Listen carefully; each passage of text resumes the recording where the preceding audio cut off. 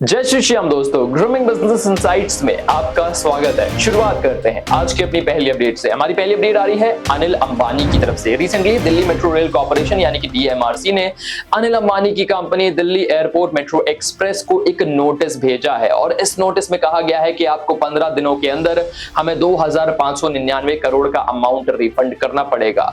ये डीएमआरसी ने इसलिए किया है क्योंकि इसके पहले सुप्रीम कोर्ट ऑफ इंडिया ने एक ऑर्डर को रिवर्स कर दिया था जहां पर 8000 करोड़ का अमाउंट डीएमआरसी को दिल्ली एयरपोर्ट मेट्रो एक्सप्रेस को देने को कहा गया था। लेकिन इस अमाउंट के रिवर्स होने के बाद से ही अब डीएमआरसी ने जो भी पैसा अनिल अंबानी की कंपनी को दिया है उसे वो रिफंड के तौर पे मांग रही है और ये अमाउंट 2599 करोड़ का रह रहा है। अगली खबर में हम बात करेंगे रोड एंड ट्रांसपोर्ट मिनिस्ट्री के बारे में, जिसने रिसेंटली ड्राइविंग लाइसेंस इशू करने के लिए जो नियम है उन्हें बदल दिया है और ये नए नियम 1 जून 2024 से लागू भी हो जाएंगे।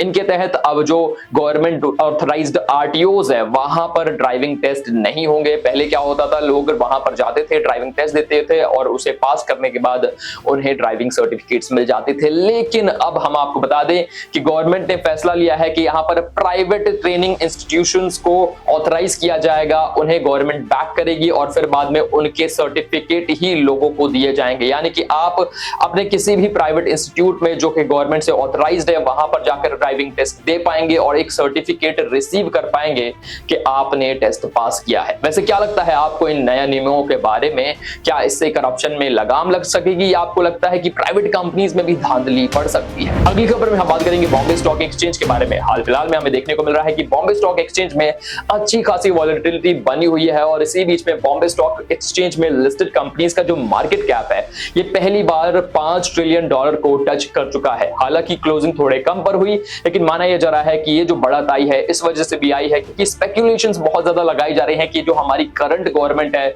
उसकी जो पॉलिसीज है ये आगे भी कंटिन्यू रह सकती है अगर वो वापस से रिटर्न होती है तो। और आपको बता दें कि 4 जून 2024 को रिजल्ट आने हैं जहां पर यह भी अनुमान लगाया जा रहा है कि हमारे देश के जो शेयर मार्केट्स हैं उन पर सबकी नजर रहने वाली है। अगली खबर में हम बात करेंगे मैट्रिक इकोनॉमिस्ट की एक रिपोर्ट के बारे में जिसने रिसेंटली मेंशन किया है कि इंडिया को अगर अपनी ग्रोथ को मेंटेन करना है तो इसे साल 2030 तक ऑलमोस्ट 11.5 करोड़ लोगों को रोजगार मुहैया करवाना पड़ेगा। बता दें आपको कि जो हमारा पिछला डिकेड बीता है यहाँ पर एनुअली जो रोजगार क्रिएट हुए हैं ये 1.24 करोड़ पर ईयर के हिसाब से हुए हैं, जबकि इसमें जो डिमांड है ये 1.65 करोड़ पर ईयर के हिसाब से रह रही है। बता दें आपको कि हमारे देश में दुनिया के सबसे ज्यादा जो युवा पॉपुलेशन है वो एग्जिस्ट करती है और इस वक्त जॉब्स की डिमांड बढ़ती जा रही है।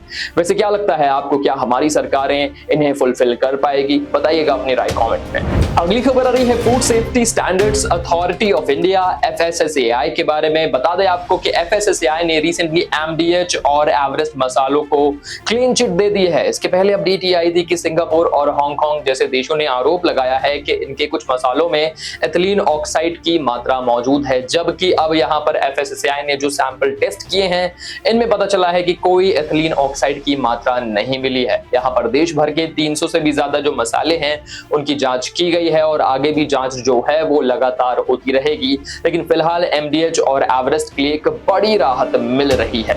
अगली खबर में हम बात करेंगे securities exchange board of India SEBI के बारे में। सेबी ने रूमर्स और अनवेरिफाइड न्यूज के चलते स्टॉक्स पर पड़ने वाले असर को लेते हुए एक बड़ा फैसला लिया है। इस फैसले में सेबी ने इंट्रोड्यूस किया है अनअफेक्टेड प्राइस को। जी हां, ये अनअफेक्टेड प्राइस लागू हो जाएगा उन स्टॉक्स पर जिनके बारे में कोई रूमर आएगा और जब तक यहां पर स्टॉक के बारे में जो रूमर आया है उसे 24 घंटे के अंदर वेरीफाई नहीं कर लिया जाएगा तब तक स्टॉक के प्राइस पर उस रूमर का असर नहीं पड़ेगा। अगर ऐसा होता है तो लोग अनफेयर एडवांटेज जो उठाते हैं रूमर्स का और स्पेक्युलेशंस का उसमें भी कमी आ सकती है। क्या लगता है आपको इस अपडेट के बारे में? बताइएगा कमेंट में। अगली खबर में बात करेंगे भारत सरकार की मैग्नीज और कोबाल्ट एक्सप्लोरेशन के बारे में। इसके लिए भारत सरकार ने यूनाइटेड नेशन की इंटरनेशनल सीबेड अथॉरिटी बॉडी से लाइसेंस के लिए अप्रूवल मांगा है। अगर लाइसेंस मिल जाता है तो हमारी जो गवर्नमेंट है वो अपने इंडियन ओशन के रीजन में मैंगनीज और कोबाल्ट की एक्सप्लोरेशन कर पाएगी। इसके पहले हम आपको बता दें कि इस एरिया में चाइना से हमें एक बड़ी टक्कर मिल सकती है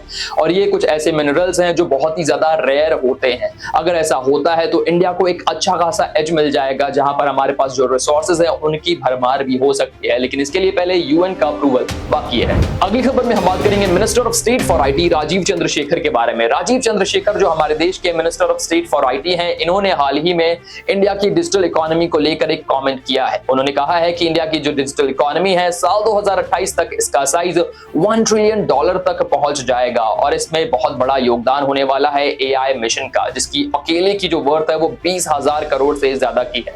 आपको बता दें कि यहाँ पर minister of state for IT Rajeev Chandrasekhar ने यह भी बताया कि हमारी जो डिजिटल इकोनॉमी है इसका साइज साल दर साल 2.8% की रफ्तार से ग्रो कर रहा है और इसमें कोई संशय नहीं होना चाहिए कि साल 2028 में इंडिया की जो डिजिटल इकोनॉमी है ये $1 ट्रिलियन से ज्यादा की हो जाएगी। अगली खबर में हम बात करेंगे जन स्वराज पार्टी के लीडर प्रशांत किशोर के बारे में, जो पहले कभी पोल स्ट्रैटेजिस्ट हुआ करते थे। शायद आपने इनका नाम भी सुना होगा। हाल ही में प्रशांत किशोर ने एक इंटरव्यू में कहा है कि अगर जो हमारी करंट रूलिंग गवर्नमेंट है बीजेपी की वो 370 सीटों का जो आंकड़ा है उसे पार नहीं कर पाती है तो हमारे देश के जो मार्केट है उन पर असर पड़ेगा, यानी कि हमारा जो स्टॉक मार्केट है वो भी इसे रिफ्लेक्ट कर सकता है, क्योंकि इस बार जो नारा दिया जा रहा है वो अब की बार 400 पार का है और अगर ऐसा नहीं होता तो कहीं ना कहीं जो सेंटीमेंट है वो थोड़े नेगेटिव बन सकते हैं। उन्होंने इस बात में भी जोर दिया कि करंट गवर्नमेंट हो सकता है कि फिर से एक बार रिपीट हो, लेकिन यहां पर वोटिंग परसेंटेज पर फर्क पड़ सकता है। अगली खबर में हम बात करेंगे ऑक्सफोर्ड इकोनॉमिक्स की एक रिपोर्ट के बारे में, जिसने मेंशन किया है दुनिया के वो 1000 शहर अर्बन एरियाज जहां पर जो इकोनॉमी है वो बहुत ज्यादा बूम कर रही है। इसमें नंबर 1 पे जिस शहर का नाम है वो है न्यूयॉर्क सिटी, जो कि अमेरिका में बेस्ड है। दूसरे नंबर पे यूके की लंदन सिटी का नाम है। अगर हम बात करें इंडियन सिटीज के बारे में तो दिल्ली का जो स्थान है वो टॉप 500 के अंदर आता है। 350वें नंबर पे दिल्ली रह रहा है। यहाँ पर बेंगलुरु, चेन्नई जैसे शहरों को भी मेंशन किया गया है और मुंबई भी टॉप 500 की लिस्ट में शामिल है। अगली खबर आ रही है पब्लिक सेक्टर अंडरटेकिंग गेल इंडिया की तरफ से। गेल इंडिया ने कमिट किया है कि आगे आने वाले 2 से लेकर 3 सालों के अंदर देश के अंदर ये 26 के करीब बायोगैस सीएनजी प्लांट को एस्टैब्लिश करेंगे और इसके लिए ये ज्वाइंट वेंचर भी कर सकते हैं उन कंपनीज के साथ जो इन्हें रॉ मटेरियल प्रोवाइड करेंगे ताकि बायोगैस सीएनजी प्लांट्स को एस्टैब्लिश किया जाए। यहाँ पर लेटर ऑफ इंटरेस्ट भी इशू कर दिया गया है देश भर में ताकि कंपनीज आगे आए और कोलैबोरेशन के लिए बातचीत करें। अगली खबर आ रही है इंडियन गवर्नमेंट की तरफ से, जिसने हाल ही में मेडिकल ट्रीटमेंट में यूज होने वाली 41 के करीब कॉमन मेडिकल ड्रग्स के जो दाम हैं उनमें कमी लेकर आए हैं। बता दें आपको कि इनमें जो लिवर है, डायबिटीज है, पेन है, हार्ट अटैक है, ऐसी दवाइयों के नाम शामिल है जिनकी जो कीमतें हैं उन्हें घटाई गई है। साथ ही में 6 के करीब फॉर्मूलाज की जो कॉस्ट है उसे भी कम किया गया है। ये किया गया है ताकि पेशेंट्स के ऊपर जो पड़ने वाला बर्डन है इसे ईज ऑफ किया जा सके। अगली खबर में हम बात करेंगे अमेरिका की एक बड़ी एनिमेशन कंपनी पिक्सर एनिमेशन के बारे में, जिसने हाल ही में अपनी कंपनी से 14% के करीब अपने एम्प्लॉइज को ले ऑफ कर दिया है। ये जो नंबर है 175 के करीब एम्प्लॉइज का रह रहा है और चौंकाने वाली बात यह है कि इसके पहले भी इस कंपनी ने 75 के करीब अपने एम्प्लॉइज को ऑलरेडी ले ऑफ किया हुआ है और लगातार जो ले ऑफ्स हैं उनकी खबरें अब सामने आ रही हैं। सिर्फ पिक्सर एनिमेशन ही इकलौती एनिमेशन कंपनी नहीं है जिसने इस तरह के ले ऑफ्स किए हैं। इसके पहले वॉल्ट डिज्नी ने भी 7000 के करीब अपने एम्प्लॉइज को ले ऑफ किया था, उनकी जॉब्स को कट ऑफ किया था और इसके पीछे का कारण अभी तक साफ नहीं है। वहीं कुछ लोगों का कहना है कि आर्टिफिशियल इंटेलिजेंस के इमर्जेंस के बाद से भी बहुत सारी जॉब्स पर इंपैक्ट पड़ रहा है। अगली खबर आ रही है अमेरिका से, जहां पर सेनेट के अंदर यह डिस्कस हो रहा है कि BMW लग्जरी कार बनाने वाली कंपनी ने 8000 से भी ज्यादा कार्स को इंपोर्ट किया है और उन पार्ट्स के साथ इंपोर्ट किया है जिन्हें बैंड चाइनीज कंपनी ने मैन्युफैक्चर किया है। आपको बता दें कि इन कंपनीज के ऊपर ऑलरेडी अमेरिका ने बैन लगाया हुआ है कि इनके जो कंपोनेंट्स हैं वो यूज नहीं हो सकते हैं, कोई भी इनके साथ ट्रेड नहीं कर सकता है। लेकिन यहाँ पर BMW के ऊपर एक बड़ा आरोप है कि 8000 से भी ज्यादा इन्होंने वो कार्स इंपोर्ट करी हैं जिनके अंदर बैंड चाइनीज मैन्युफैक्चरर पार्ट्स लगे हुए थे। वैसे देखना होगा कि किस तरह का एक्शन BMW के ऊपर लिया जा सकता है।